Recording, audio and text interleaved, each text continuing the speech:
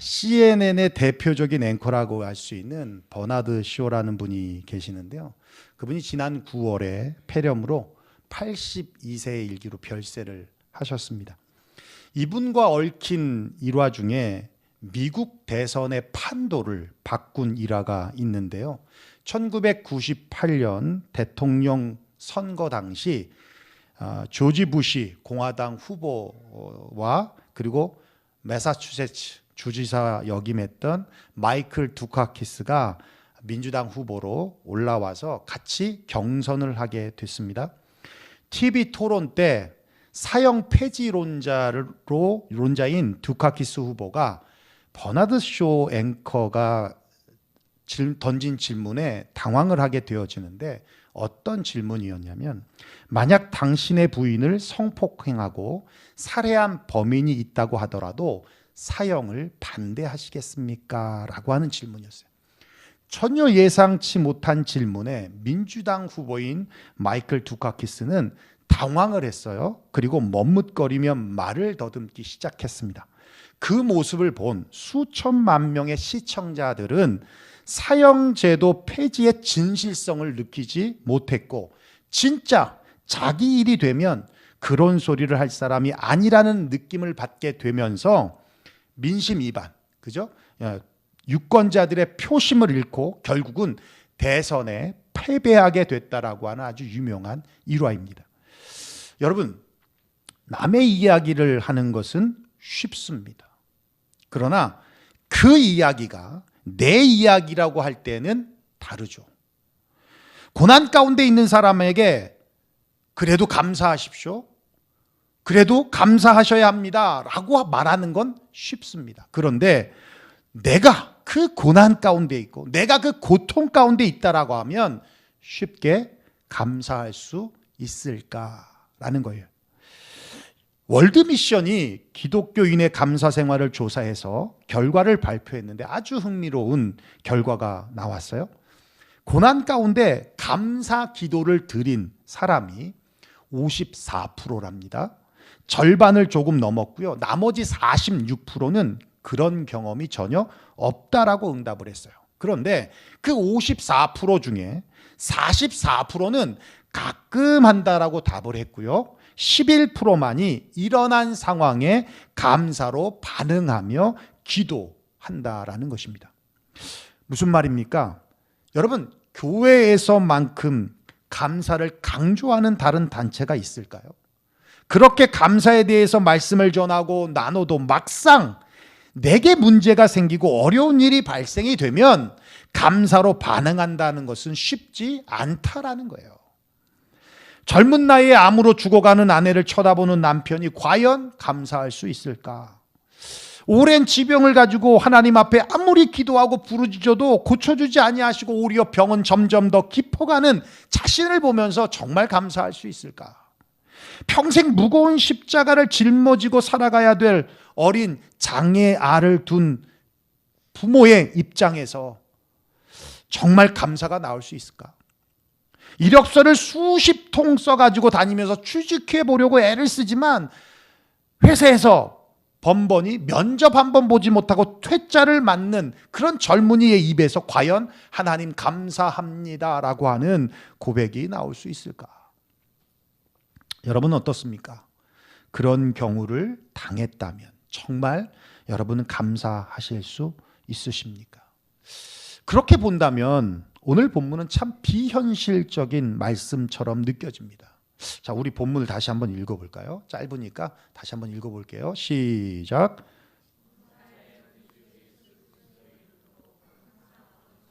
감사하며 그리스도를 경외하고 피차 복종하라. 그렇습니다. 하나님께 감사하라는 말 앞에 아주 중요한 두 단어가 있는데요. 범사와 항상이라는 단어입니다. 범사, 모든 일에 하나님께 감사하라요. 그리고 항상, 언제나 변함없이 늘 하나님께 감사하라. 그러니까 범사와 항상을 결합하면 어떤 문장이 나오냐면요, 묻지도 따지지도 말고 감사하라. 먼저 감사하라는 거예요. 우리 삶에 어떤 일이 일어나든 묻지도 따지지도 말고 하나님 앞에 감사하라. 먼저 감사하라라는 거예요. 불평보다 먼저 감사하라. 원망보다 먼저 감사하라. 짜증보다 먼저 감사하라. 누구에게? 하나님께 감사하라. 이렇게 범사에 감사하고 항상 감사하고 묻지도 따지지도 말고 감사하고 먼저 감사한다는 것은 어찌 보면 참 비현실적일 수 있다는 거예요. 그렇지만 그렇게 하면 좋지만 그것이 정말 말처럼 쉽지는 않다라는 얘기예요. 그래서 범사에 감사하고 항상 감사하고 묻지도 따지지도 말고 감사하고 먼저 감사한다는 것은 믿음으로 드리는 감사라는 거예요. 믿음으로 드리는 감사. 어떤 믿음? 하나님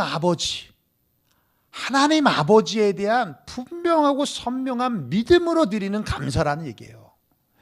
시편 136편 1절입니다. 우리 한번 읽어볼까요? 시작. 여호와께 감사하라. 그는 선하시며 그 인자하심이 한 번 더 시작. 여호와께 감사하라. 그는 선하시며 그 인자하심이 영원함이로다. 예, 우리 하나님이 어떤 분이시라고요? 바로 선하시고 인자하신 분이기 때문에, 좋으신 분이기 때문에 감사하라는 거예요. 우리 시편 107편 9절입니다. 한번 읽어볼까요? 시작. 그가 사모하는 영혼에게 만족을 주시며 줄인 영혼에게 좋은 것으로 채워주심이로다. 사모하는 영혼을 만족해 주신다. 그리고 줄인 영혼에겐 채워주심의 은혜를 베풀어 주신다. 이게 얼마나 좋은 말씀입니까? 마태복음 7장 11절 말씀 한번 읽어볼까요? 시작. 너희가 악한 자라도 좋은 것으로 자식에게 줄 알거든 하물며 하늘에 계신 너희 아버지께서 구하는 자에게 좋은 것으로 주시지 않겠느냐. 할렐루야. 여러분, 하나님은 좋으신 분이십니까? 믿으십니까? God is so good? No thanks.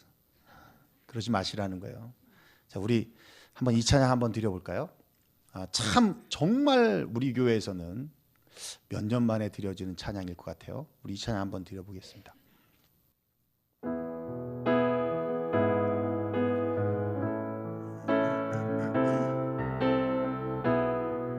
좋으신 하나님, 여러분 잘 아시죠? 좋으신 하나님, 좋으신 하나님, 나만 해? 좋으신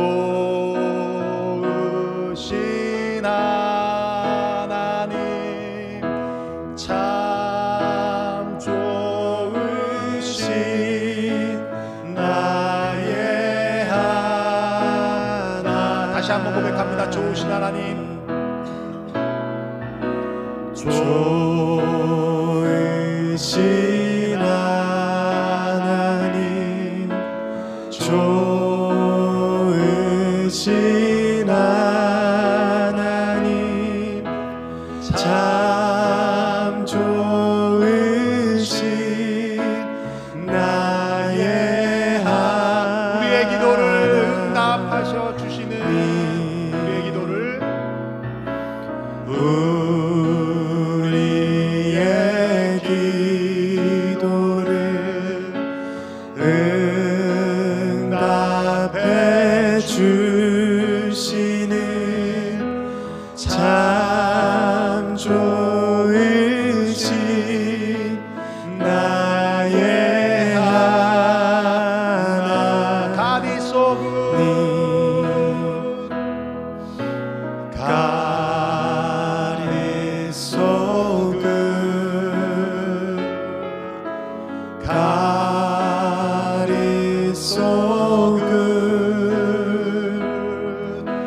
God is so good. He's so good to 한 번 더 고백합니다. God is so good. God is so good. God is so good. God is so good. He's so good to me. 그렇습니다. 하나님은 좋으신 분이십니다. 그러므로 우리에게 일어나는 모든 일에 묻지도 따지지도 말고 믿음으로 먼저 감사의 고백을 드리시기를 주님의 이름으로 축원합니다. 그래서 감사하는 만큼 믿는 것입니다. 감사하는 만큼. 즉 믿음의 크기가 감사의 크기이고요. 믿음의 깊이가 바로 감사의 깊이라는 거예요. 아시는 분은 아시겠지만 송명희 시인이라는 분이 계십니다. 뇌성마비로 태어나서 1급 장애인으로 평생을 사신 분인데 그분의 시는 결코 정상적인 사람들에게서 나올 수 없는 깊은 영성이 있습니다. 아시는 분은 아시겠지만 나라고 하는 이 제목의 시는요, 찬양의 가사로도 사용이 되었는데요. 나 가진 재물 없으나, 나 남이 가진 지식 없으나, 나 남에게 있는 건강 잊지 못하나, 나 남이 없는 것 있으니, 나 남이 못 본 것을 보았고, 나 남이 듣지 못한 음성 들었고, 나 남이 받지 못한 사랑 받았고, 나 남이 모르는 것 깨달았네. 공평하신 하나님이 나 남이 가진 것 나 없지만 공평하신 하나님이 나 남이 없는 것 갖게 하셨네. 얼마 전에 그분이 글을 하나 올렸어요. 제가 읽어드릴게요. 아픈 것도 감사합니다. 아파서 돈에 대한 욕심이 더 없어져 주변을 더 돌아보게 하시니 감사합니다. 병이 길고 깊으면 살고 싶은 생각보다 죽음이 두렵지 않아 감사합니다. 삶에 애착이 없어서 비굴하지 않아 감사합니다. 마음이 세상에 없으니 세상보다 천국 보고 땅에 연연하기보다는 하늘을 볼 수 있어서 감사합니다. 하나님만 의지하고 있습니다. 나면서부터 의사들이 죽는다는 말을 수십 번 들어왔는데 별로 생각 안 하고 살았습니다. 내가 병원 믿고 살았으면 벌써 세상에 없었을 것입니다. 살면 기회고 죽으면 천국이라 감사합니다. 뇌성마비로서 가진 것의 90%를 남이 가진 것의 90%를 갖지 못하신 분입니다. 누리지도 못하신 분입니다. 그러나 예수님을 만난 후에 예수님으로 그 마음을 가득 채웠습니다. 그러자 감사가 터져 나왔습니다. 남이 갖지 못한 것 내게 있고 내가 가진 것 남이 없는 것을 비교하면서 오히려 주님, 나는 세상 사람이 가지고 즐기는 것 없어도 예수님 한 분, 그분의 사랑을 받고 그분을 눈으로 보고 그분의 음성을 듣는 것만으로도 나는 행복합니다. 감사합니다라고 고백하고 있다라는 거예요. 뿐만 아니라 아프니까 아픈 것도 감사하다라고 그분의 그 감사가 여러분 어찌 감정적이고 일시적인 감사이겠습니까? 그분의 이 감사의 고백은 믿음의 고백이고 믿음에서 나온 감사다라는 것입니다. 사랑하는 성도들, 여러분 많이 가졌다고 감사하는 사람 여러분 보셨습니까? 건강한 사람이 건강하다고 감사하는 것 여러분 보셨습니까? 자기 뜻대로 다 소원 성취하는 사람의 입에서 정말 진실한 감사가 나오는 것을 여러분 보셨습니까? 아니요. 여러분 진짜 진실한 마음에서 나오는 우러나오는 감사는 환경이 아니라 믿음에서 나오는 감사예요. 믿음에서 나오는 감사. 그래서 감사하는 것만큼 믿는 것입니다. 좋으신 하나님을 믿는 믿음만큼 감사하는 것이에요. 믿음의 감사가 있는 오늘이 되시기를 주의 이름으로 축원합니다. 둘째는 그거예요. 감사하는 것만큼 행복할 수 있습니다. 감사의 습관이 기적을 만든다라는 책을 보면요. 감사하면 행복감이 증가하고 부정적인 감정이 약화되고 부교감 신경이 활성화되며 긴장이 풀어지고 스트레스가 감소되고 위장 기능과 혈액순환이 좋아지고 체내 독소가 줄어들 뿐만 아니라 질병에 대한 면역력이 높아지고 항암 작용을 하며 신체 활력이 증가된다라고 해요. 그래서 결혼 생활의 만족도가 상승되고요. 가족 관계의 친밀도가 높아지고요. 직장에서의 업무 능력이 상승돼서 빨리 진급이 되고요. 교회 생활에 활력이 넘치고 표정이나 건강이나 마음의 자산에 하나님과의 관계나 인간관계나 경제생활도 달라진다는 거예요. 여러분, 감사하며 사는 사람과 불평하며 사는 사람들 중에 누가 더 물질적인 풍요를 누리고 사는지 아십니까? 미국 하버드대 경영대학 진호 교수가 조사한 결과에 따르면요, 감사하며 사는 사람이 불평하며 사는 사람보다 훨씬 더 물질적인 부유함을 누리고 산다라고 해요. 그래서 계산서에 땡큐라는 메모만으로도 평균 11%나 더 팁을 받는다라고 합니다. 그러니까 손님들에게 감사의 표시를 한 종업원이 더 많은 팁을 받는다는 거예요. 감사하면 물질조차도 따라오더라는 겁니다. 감사하면 달라지는 것들이란 책이 있는데요, 저자인 제니스 캐플랜이라는 분이 1년 동안 감사 일기를 쓰면서 체험한 변화들을 기록한 책이에요. 근데 이 책에서 저자가 말하고 싶은 핵심은 뭐였냐면, 감사하며 살아가니까 달라진 것이 있더라는 거예요. 그 중에 가장 큰 변화가 뭐냐? 관점의 변화라는 거예요. 시각의 변화라는 겁니다. 그러면서 그 책에 이런 에피소드가 있어요. 저자의 남편이 의사인데 새벽에 응급실 전화를 받고 달려가는 남편을 보면서 항상 불평을 했어요. 무슨 불평이냐면, 병원 일은 혼자 다 합니까? 수술할 수 있는 사람이 당신밖에 없습니까? 왜 당신은 거절하지 못하고 왜 혼자 다 이런 일을 도맡아 합니까? 왜 시스템을 갖추지 못하고 낮이나 밤이나 전화만 오면 달려갑니까? 라는 식의 불평들을 계속했다는 거예요. 그런데 감사일기를 쓰면서 생각이 바뀌고 관점이 바뀌고 일어난 일에 대한 해석이 바뀌어지더라는 거예요. 새벽에 전화를 받고 응급실에 달려나가는 남편을 바라보면서 그런 생각이 들더랍니다. 그 병원에서 당신을 기다리는 환자가 있으니 감사하고, 내 남편이 입원이 아니라 수술을 하러 간다는 것도 감사하고, 당신이 아직도 수술할 수 있는 건강이 있으니 얼마나 감사하냐고 그랬더니 남편이 놀라더라는 거예요. 그렇게 나부터 삶의 변화가 태도가 변하고 나니까 남편도 변하고 주위의 사람들도 변해가는 것을 경험했다라는 겁니다. 이렇게 여러분, 감사를 하면 소소한 일상에서의 행복을 누리게 되어지고, 감사를 하면 진정한 삶의 행복을 우리 일상에서 발견할 수 있게 되더라는 거예요. 그렇습니다. 감사하는 만큼 행복합니다. 감사하는 만큼 행복해지는 것입니다. 마지막으로 우리는 감사하는 만큼 강합니다. 여러분, 다니엘이라고 하는 사람은 기도하는 사람이었고 또 감사하는 사람이었습니다. 다니엘이 페르시아 왕국의 수석 총리가 되자 다니엘을 시기하는 수많은 사람들이 다니엘을 어떻게 끌어내릴까, 다니엘을 어떻게 죽일까, 그런 것에 대한 고민을 했어요. 그 결과 어떤 법을 만들었는데, 그 법이 뭐냐면 다리오 왕을 숭배하고 다리오 왕에게만 절하라는 그런 법령이었습니다. 그 법령을 어기게 되면 사자굴에 집어 던지겠다라고 하는 것이었어요. 그런데 다니엘은 그 법이 만들어진 것을 알고 있음에도 불구하고 하루에 3번씩 예루살렘을 향하여 문을 닫고가 아니라 창문을 열고, 그리고 그 예루살렘을 향하여서 3번 기도하고 또 감사했다라고 성경은 기록하고 있어요.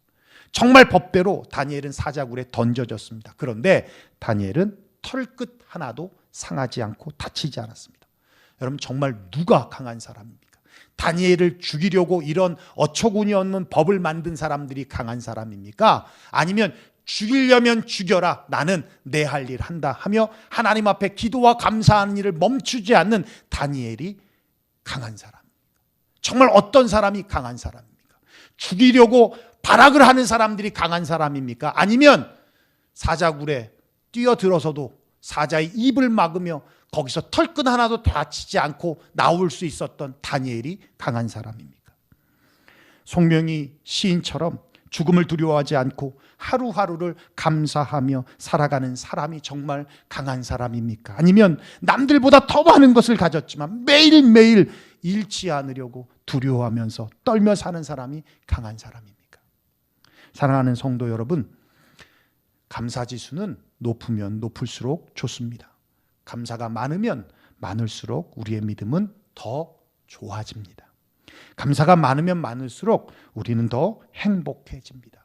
감사가 많으면 많을수록 우리는 더 강해지는 것입니다. 억망장자였던 폴 캐리가 이런 명언을 남겼어요. 머무시는 동안 무엇이든지 필요한 것이 있으시면 말씀해 주십시오. 아유, 멋지죠. 뭐 다 가진 미스터 에브리띵, 빈살만처럼 모든 거 필요한 거 있으면 말하라고. 그러면서 그분이 뭐라고 얘기하냐면 그것 없이 사는 법을 가르쳐 드리겠습니다. 해주겠다는 게 아니라 가르쳐 주겠다. 뭐예요? 감사라는 거예요. 감사. 감사하지 않고 불평하면 필요한 것만 보이죠. 그죠? 부족한 것만 보입니다. 그런데 감사하면 내게 있는 것에 만족하게 되니까 필요한 것이 없어지게 된다는 거예요. 그렇습니다. 여러분, 이번 한 주간도 주님께 감사함으로 나아가는 복된 한 주가 되어지기를 주의 이름으로 축원합니다. 기도하겠습니다.